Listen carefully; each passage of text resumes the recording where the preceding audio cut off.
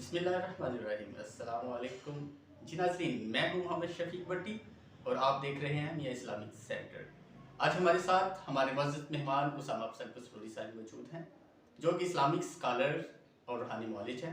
आज हम इनसे जादू जन्नात के हवाले से कुछ सवालात करेंगे। अस्सलाम वालेकुम व रहमतुल्लाह। वालेकुम अस्सलाम व रहमतुल्लाहि व बरकातुहू। उसामा साहब, आज हम आपसे कुछ सवालात करेंगे जादू और जन्नात के मतलब। जी जी जरूर और पढ़ते हम पहले सवाल की जानिब। हमारा आपसे पहला सवाल है, जादूगर को पहचानने की अलामत क्या है? हमारे नाजरीन को इस पहले क्वेश्चन की जाना पड़ते हुए जादूगर को पहचानने की अलामत क्या है, वो शेयर कीजिए। सबसे पहले तो भट्टी साहब, मैं आपका और आपकी पूरी टीम मियां इस्लामिक सेंटर वालों का शुक्रिया अदा करता हूँ, जिनके तवज्जुह से मैं आपके नाजरीन से चंद सवालों के जवाब दूंगा।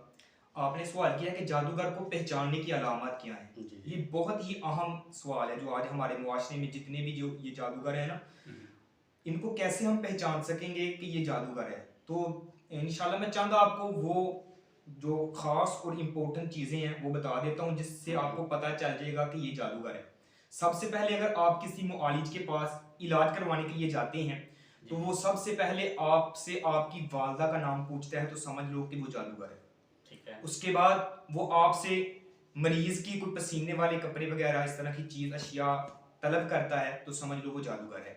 तीसरे नंबर पर अगर वो आपको किसी जानवर की डिमांड करता है कि मेरे पास कोई जानवर लेके आओ, फिर उसको अल्लाह का नाम लिए बगैर ज़बह करता है, ज़बह करने के बाद उसका जो खून होता है वो मरीज के ऊपर मलता है, ये भी एक जादूगर को पहचानने की अलामत है। इसके बाद वो कहता है कि आपने मुअय्यन मुद्दत तक एक अंधेरे कमरे में चले जाना है, उधर आपने किसी से बात नहीं करनी। और एक अलामत ये भी है कि वो कहता है आपने पानी से इतने दिन दूर रहना है। दरअसल वो पानी से दूर रहने की वजह ये होती है कि वो जिस जादूगर वो जिस मुअक्किल से वो मदद तलब कर रहा होता है या मदद ले रहा होता है, वो ईसाई होता है। उसके बाद जादूगर को पहचानने की अलामत ये भी है कि जब आप इलाज करवाने के लिए जाते हैं, तो वो इस तरह के मंत्र पढ़ता है जिसे आप समझ ही नहीं सकते, पता नहीं ये क्या बोल रहा है। या फिर आपको लिख के देता है जो आप पढ़ नहीं सकते, पता नहीं इसने क्या लिखा है।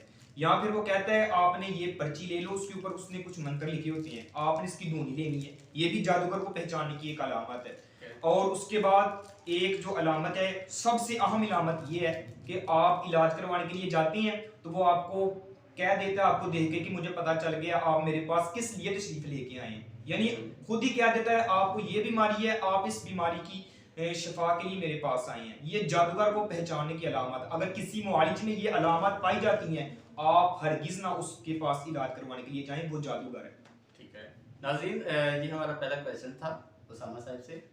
इस पे गौर कीजिएगा, इस सवाल पे कि बहुत से हमारे माशरे में ऐसे लोग मौजूद हैं जो ये हमें बातें बताते हैं आके कि हम फलां पीर के पास, हम फलां मालिज के पास गए और हमें ये उसने हमारे पूछने के बावजूद ये अलामत उन्होंने हमें बता दी।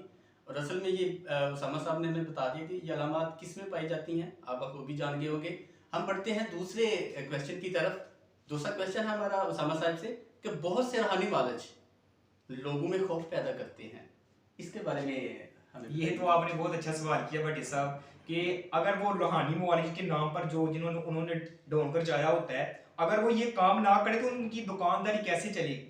वो लोगों में खौफ पैदा करेंगे तभी तो उनकी दुकानदारी चलेगी।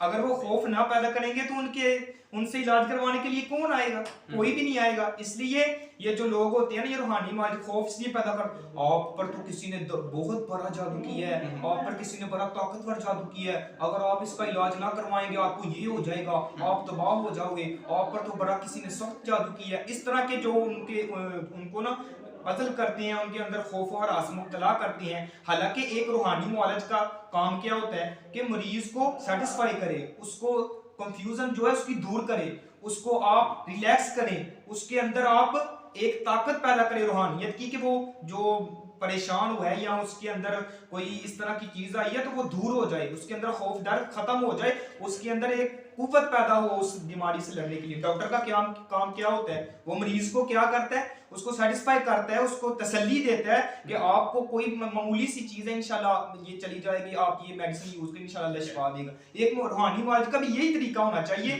कि वो लोगों के अंदर जो है वो खौफ और डर मुब्तला ना करे, बल्कि उसको अच्छे तरीके के साथ उसके अंदर से जो खौफ और डर होता है उसको खत्म करे।